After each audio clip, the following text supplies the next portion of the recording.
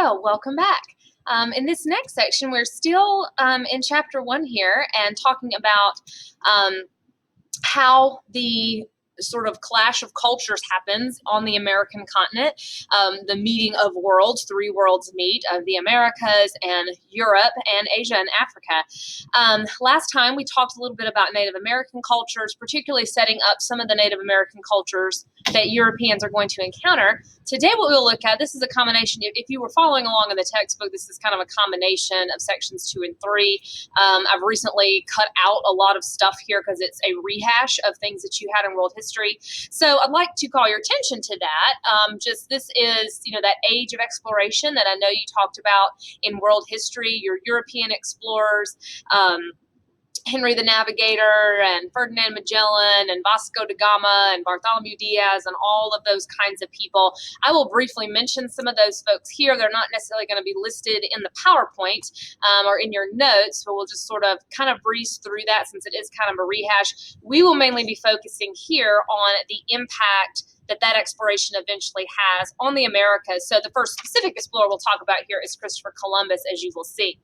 Just as we had to go way, way back when it came to looking at the Americas, we had to go back, in that case, millions of years before the arrival of Europeans. We want to go back, not quite that far, but a little bit further to take a look at Europe prior to the age of exploration, so that we can get an understanding about what led Europe to this age of exploration, what caused them, and let me fix this really quick, what caused them to want to explore, what caused them to go from a place where they were not interested in other parts of the world to one where they were interested in other parts of the world. Okay, that seems to be fixed. Apologies for that. Okay, here we go. So if we think back, and again, here I'm just going to sort of try to remind you of some things that you learned in world history. You had the days of the great Roman Empire, Europe, that expanded over Europe and parts of Asia and into Africa, and how it was very, very powerful, and there was trade, and there were roads, and there was communication, and technological advancement, and large cities, and all those kind of things. But you also may recall from world history that eventually the Roman Empire goes into decline and falls, as we say. And when that happened, Europe became very isolated as the trade networks broke down, and roads fell into disrepair, and bridges fell into disrepair, and there was a breakdown of law and order in some places. And so Europe was left very fragmented, very divided, very cut off from other parts of the world, and people had little to no interest and little to no knowledge of things outside of their own little space. And that was the case for the Middle Ages. You talked about the Middle Ages, or the medieval period in world history, and about feudalism and all those kinds of things. But what characterized, or one of the many things that characterized Europe during that time, was a Europe that had little to no knowledge of the outside world, very limited economy, very limited trade. So it's a good question then as to how did they get from that to exploring all the way around the world and discovering for themselves 2 new continents and all those kind of things in a relatively short amount of time.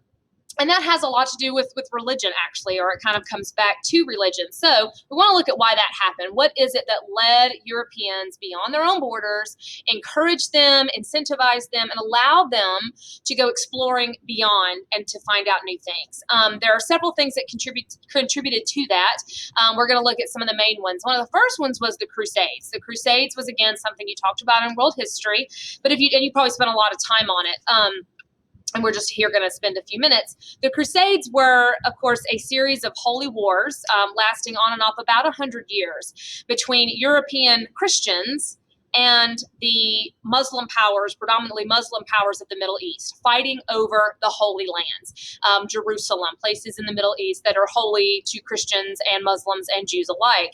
And this started when the Pope at the time said, hey, we don't want those places that are so sacred to us in the hands of these Muslim people. Let's go take them back. And so that's how the first one started. And it goes off and on. There's several different crusades. And for a time, Europeans might reoccupy Jerusalem, but then they get kicked out, off and on for about 100 years, like I said. In the end, the Crusades do not result in Europeans being able to permanently take back the Holy Lands. Those areas would remain controlled by Muslim authorities and Muslim empires, Muslim governments.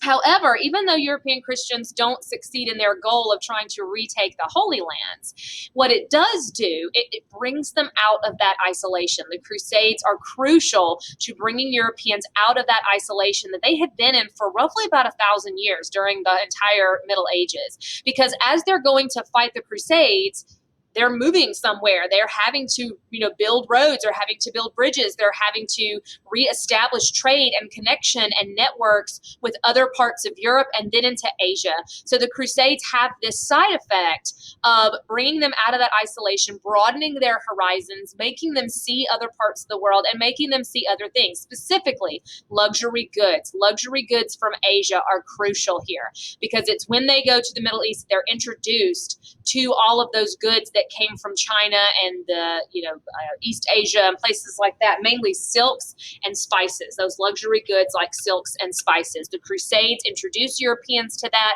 They bring that stuff home. They say this stuff, not only is it great and nice and it makes for pretty things and it makes for good tasting food, but money. This is something that is very lucrative, that is financially beneficial, and people can make lots of money, and a lot of merchants becoming very wealthy and powerful. And it is the desire for those luxury goods that then eventually leads to the beginnings of European exploration. That is why Europeans, starting with the Portuguese, start sailing away, start, financing voyages and going on expeditions and charting and remaking maps and going on all those things. They were trying to find those luxury goods, or rather they were trying to gain faster and better access to those luxury goods, specifically because eventually the land route to Asia to get all those things gets cut off. The powers that be decide they don't want Europeans coming in anymore, at least not that way, and so they cut that off. And so if they can't get there by land, they will have to get there by water. And so that is why they start going on those voyages, going on those expeditions. So sometime in the late 1300s, that begins with the Portuguese. The Portuguese are the ones that start it all. They are the pioneers in exploration. And starting with, you may remember people like Henry the Navigator and Bartholomew Diaz and Vasco da Gama that eventually complete that route, that water route to Asia, the spice route, it is sometimes called, going around the tip of Africa to India and all those kind of places. And they become extremely wealthy and powerful in doing so. So the Crusades have a massive effect in that they introduce them to those luxury goods.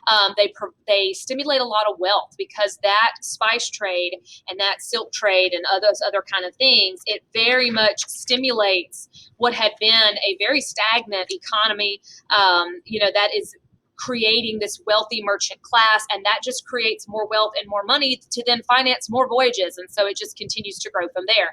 Another thing that the Crusades does, or a way that it has an effect, is it does lead to a decline in papal authority.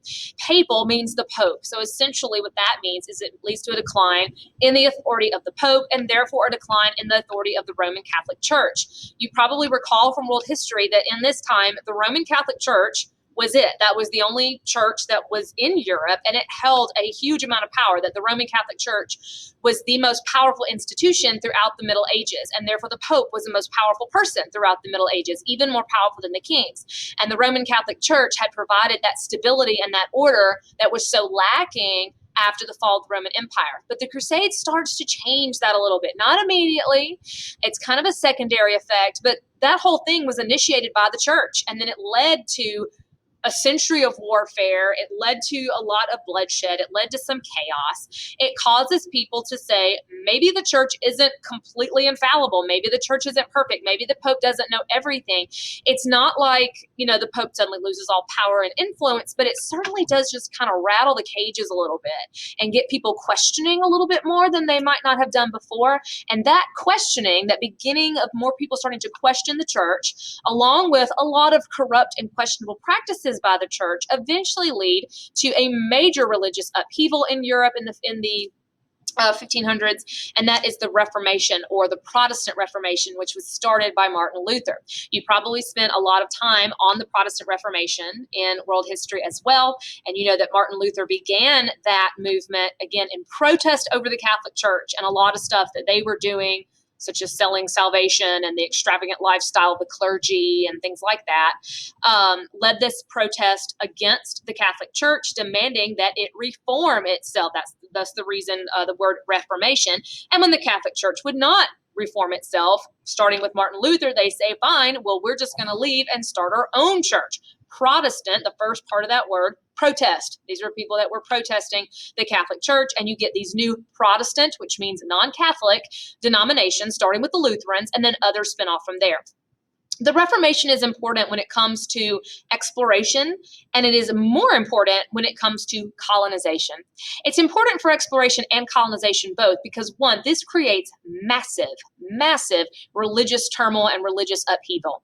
As you probably remember from world history, this leads to centuries, in some cases, of religious conflict in Europe as they fight it out over who's Protestant and who's Catholic and which kind of country are we going to be. And sometimes the Protestants have control and they're going after all the Catholics, and sometimes the Catholics have control and they're going out after all the Protestants and all of that. That leads to, for one thing, rivalry, because in the end, you will have some nations, like, for example, Spain, that are Catholic, and they are carrying that Catholic banner, and they're in deep competition with nations like, for example, England, that eventually becomes Protestant and is waving that Protestant banner. And so it creates that religious rivalry and that religious tension with each other that leads to them wanting to outdo each other. And that's one of the big reasons why some of them will go on expeditions and why some of them will start claiming land and starting colonies, because they want to advance their religion. But it also, what we will talk more about when it comes to settling particularly North American colonies, Massachusetts and Maryland and Pennsylvania and those kind of places, so much of that is done for religious reasons. So much of that is done because this leads to religious tension, in some cases religious violence, and in many cases religious persecution. So many people that came to settle what eventually became the United States were religious minorities. They were products of the Protestant Reformation. They were minorities. They found themselves persecuted. They found themselves unable to worship the way that they wanted to or live the way that they wanted to. And so they pack up and go somewhere else. So this becomes a huge motivating factor, particularly for a lot of English colonization. So keep the Reformation in mind. It changes everything. It completely reshapes Europe, and it provides a major motivation for people to want to uproot their whole lives and go settle somewhere else. A lot of that is done because of religious purposes. So, as I said, we start with the Portuguese, and they have kind of their golden age, their heyday, starting in the late 1300s and moving on into the 1400s. Portugal would have been the most powerful, the most wealthy nation in Europe. And that rivalry is a big reason why a lot of other countries eventually want to get in on it. Thus, enter Spain. Let me fix this. I just realized that is not right. I'm sorry. I just, as I said, I trimmed a lot of stuff out, and I actually combined two different PowerPoints, and I'm just now realizing that I did not fix that business. So now that's done. Okay, good to go now. Here we are. Okay, so now Spain is wanting to get on it. When we get into the late 1400s, Spain, up-and-coming power in Europe, they're tired of seeing Portugal have all the fun and be the most powerful, so they're willing to take a chance and maybe get started on this themselves. Thus enter Christopher Columbus, someone that I'm sure is a very familiar individual to all of you. So Christopher Columbus, who was not Spanish, he's actually Italian, and these days, you know, these explorers, these navigators would, you know, hire themselves out to whoever was willing to pay and whoever's willing to finance their voyage. And Columbus had a new idea, kind of a new theory about the route to Asia, because up until now, you know, everybody has been going by going around Africa, across down the Atlantic and then around to the Indian Ocean. Columbus believes that that's the long way. He says that there is a westward route to Asia. In other words, he thinks that if you just sailed west, directly across the Atlantic, not down around Africa, but just directly across the Atlantic, that you would be in China and India and Asia and all those fancy exotic markets and all of those great things within a couple of weeks, as opposed to the several months that it takes to get around Africa. And he's done all these calculations, and he pitches this idea to several different powers. Portugal was kind of interested at first, but then they sort of say, nah, he's not got it. We don't want to take the risk on that. But Spain, wanting to get one up on Portugal, willing to take a risk to do that, eventually decides to finance his voyage. So in 1492, of course, a lot of people memorize that year, 1492, Columbus set sail with his 3 ships going westward across the Atlantic, expecting within a few weeks to find China, Asia, India, all those sorts of places. So you can imagine his surprise when after 2 weeks, there's still nothing but wide open ocean in front of them, and 3 weeks and 4 weeks and so forth and so on. They're getting a little worried. His crew is nearly mutinous against him when finally they reach land. Now, of course, we know where Columbus actually was. He was in the Caribbean, in what would today be the Bahamas. But Columbus, of course, not realizing that, and it's easy for us to criticize and say, well, he was so stupid, but how was he to know? He assumes he's in India. And so therefore, that's why he calls the people that he sees they're Indians, and also why that is very incorrect to say that, because they weren't Indians. But anyway, he's a little confused maybe about where are these great cities, where are these fancy ports and all these merchants with these silks and all this stuff, but nevertheless believes that he is in India, and will believe that till his dying day, even after making several return journeys. So he claims this land for Spain, claims this whole thing is success. He's done it. He has proven that there is this westward route to Asia, all that kind of stuff, interacts with Native Americans quite negatively, and gathers up samples of different things, even takes some of the people back with him, goes back to Spain a few weeks later, hailed as a hero. He's done it, all this kind of stuff. And Columbus returned several times in his life and never fully understands, never fully realizes the magnitude of what had been, quote unquote, discovered. And of course, I gave you a question in your summer assignment about whether or not that word discovered is appropriate here. It's a bit, some you could argue that it's a bit like me walking into your living room this afternoon and claiming that I discovered it when you'd already discovered it, was already there, being lived in by you. And that's a debate that's fun to have, and we can have that maybe sometime. But what we can say, I think what is fair to say, is that Columbus's voyage was at first, at least the first well-documented interaction that we know of between Europeans and the Americas that at least led to lasting relationships, not the word I want to use, a lasting pattern of contact. Yes, there were the Vikings, but that didn't last. It wasn't something they went back on. There may be evidence to suggest this had happened before Columbus, but it's not well documented. So that's what we can at least say about that. So whereas the Portuguese were the first ones to start exploring, it is the Spanish that are the first to establish contact with what they will now call the New World and start establishing colonies, which means taking over land in that New World. Talk a little bit about that pattern of colonization by the Spanish in the next section. And there, of course, were many, many explorers that came after Columbus that I'm skipping over, but you may remember from world history. You had your Balboa that discovered the Pacific on the other side. Amerigo Vespucci, of course, where the name America comes from, because he was the first one to say, hey, this isn't India, this is a new continent, and therefore the Americas bear his name. But they continued that pattern of further exploring, further documenting, and further conquering and further settling, which again is what we'll look at in section 4.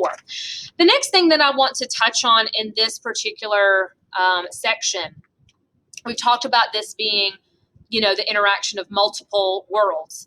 Europeans having already been in contact with Asia, bringing those things, but this also includes contact with Africa.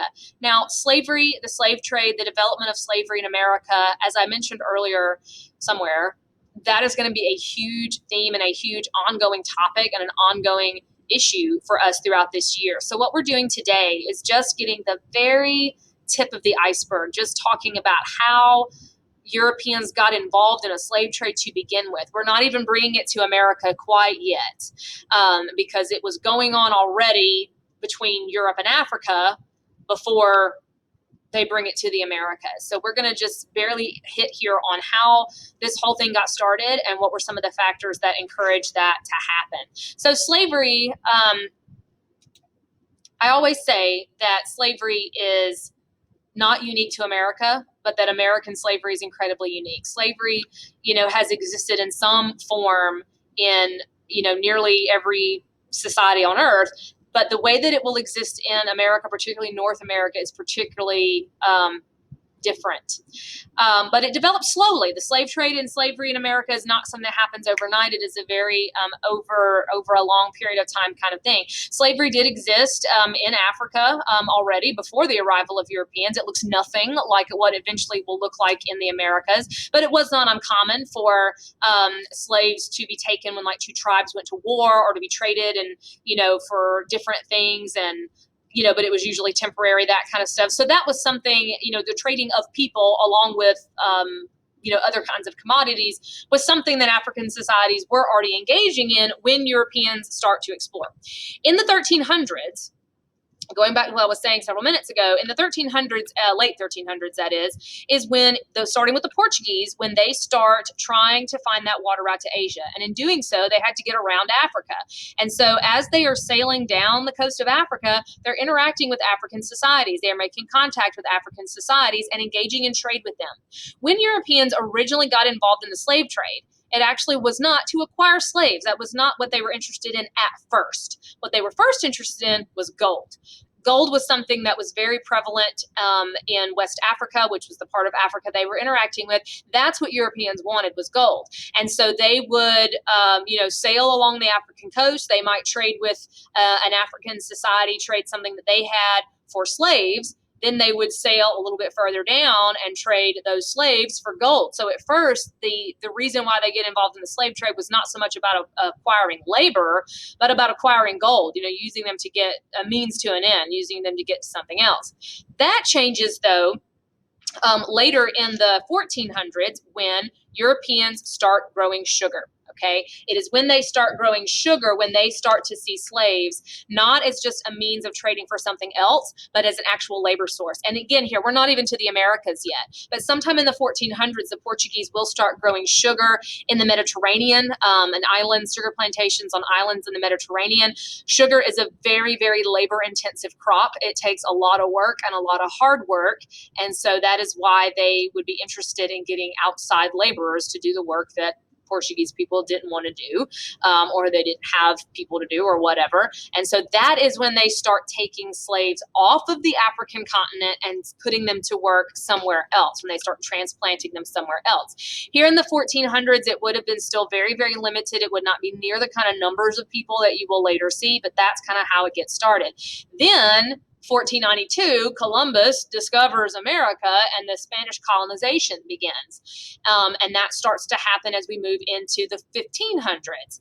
And guess what grows really, really well in Central and South America? Sugar, as well as there's gold mining and silver mining and all other kinds of things. And so that is when we get the beginnings of what we call the transatlantic slave trade. Transatlantic meaning going across the Atlantic. So that is when Europeans will see value in taking huge amounts of African people and, packing the slave ships and bringing them into a life of slavery in the Caribbean, in Central America, and South America. And it does develop in the Caribbean, Central America, and South America way before it develops in North America. We will look a little bit later at how it develops in what becomes the United States. That will not happen until later in the 1600s. But that'll be a theme for us a little bit later on. So that's just the tip of the iceberg on that. That's how it just kind of begins. It's sort of a gradual process. And then, to justify it, that is where eventually Europeans start coming up with the, arguments about, all kinds of ugly things to justify their mistreatment and their enslavement of African Americans, or what are to become African Americans. So the beginnings of the slave trade and that horror is part of the human impact of all of this. But we want to finish up today by talking about an even kind of bigger scope of a human impact that this whole phenomenon has. Because from the very first time that Columbus sails to the Caribbean in 1492, he was bringing with him animals, people, there were crops, and of course sicknesses, illnesses, bacteria and viruses that they were introducing to a part of the world that had never interacted with those things. And he, from the very first time he went back, brought back with him some of the plants, some of the animals, some of the foods. that they saw that they had never seen before. And so as that continues over the next, century or longer, you get this whole swapping of ecosystems, as that, I wouldn't really call it trade because it's not exactly like a transaction, but this, bringing back and forth, introducing and reintroducing and all that kind of stuff happening creates this whole swapping of ecosystems that we call the Colombian Exchange, named, of course, after Columbus. And I have that whole definition up there for you because it's a little bit tedious. The Colombian Exchange is the exchange of animals, of plants, which includes, crops, foods, different things like that, fruits and vegetables, and diseases from America to Europe and Europe to the Americas. Keeping in mind that really when I say Europe there, that includes Asia and Africa. Europeans will be bringing things that may have originally actually come from Asia or Africa, and the same thing, they're bringing those things back that will then eventually end up in Asia and Africa. It's quite interesting how many things, commonplace things in our everyday lives we might be interested to know, are not indigenous to the Americas. They were brought here by Europeans. Even oftentimes things that we associate with America that we might even think is just being American, they're just sort of, cultural, iconic American things. Sometimes those are things that are not from the Americas. They were brought here again by Europeans. And the same is probably true of Europeans, things that we might consider as being kind of European, but they were brought here, or they were encountered by Europeans, and they bring those things back. So I'm going to list a couple of examples, talk about a few examples, starting with things that came from the Americas and then were then transplanted to Europe. For example, corn. When we think about Native Americans and their agriculture, usually one of the first crops that probably comes to mind is corn. And that was a crop that they grew in large numbers. Europeans had never seen that before, and they will take that back to Europe. Chocolate, cocoa bean, where chocolate comes from. I think that's interesting because today, supposedly the finest chocolate, the best chocolate is European chocolate, but yet that's not indigenous to Europe. That was introduced by Europeans were introduced to that by Native Americans that drank it, among other things. Animals like the turkey, that was not indigenous to Europe. Any kind of potatoes, sweet potatoes or other kind of potatoes, that's interesting because we know that, think about countries like Ireland, and we sometimes, potatoes are kind of synonymous with that. Any kind of gourd vegetables like squash or pumpkins, peppers, things like that. Those are all crops that came from the Americas, just to name a few. Now let's list a couple of a couple of examples of things that Europeans brought to the Americas. Things like wheat, that we use to make grain and bread. There are parts of the Midwest of the United States that today are called the breadbasket of the world because of the amount of wheat that grows there, yet that's not indigenous to the Americas. That was brought here by Europeans. Any kind of livestock like pigs and sheep and horses, all of that was brought here by Europeans. Fruits like apples. Think about the phrases "American as apple pie." Yet, apples were not original to the Americas. They were brought here by Europe. Citrus fruits like oranges and lemons, things when we think about Florida, we think of Florida oranges. The Spanish are the ones that brought those over and planted them there. And of course, diseases. And the diseases, unfortunately, overwhelmingly come from the European side. The Europeans are going to be introducing diseases like smallpox, influenza, yellow fever, malaria, diphtheria, you name it. They are going to be introducing those diseases to Native American populations, which of course is a horrific thing. I'll get to that in just a moment.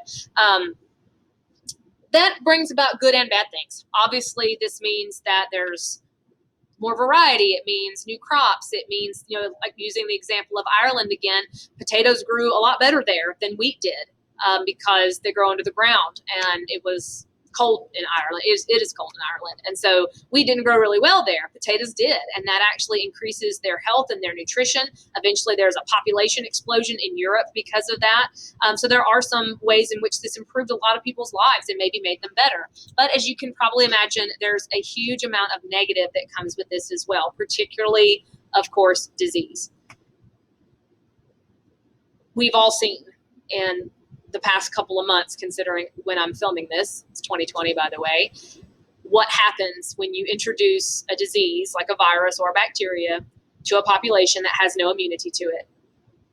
Imagine that happening in a disease that's far more deadly, like smallpox or influenza or something like that, when they're, in the 1500s, when there's no medical care, there are no modern medical care, there's no knowledge of what germs even are or how they spread.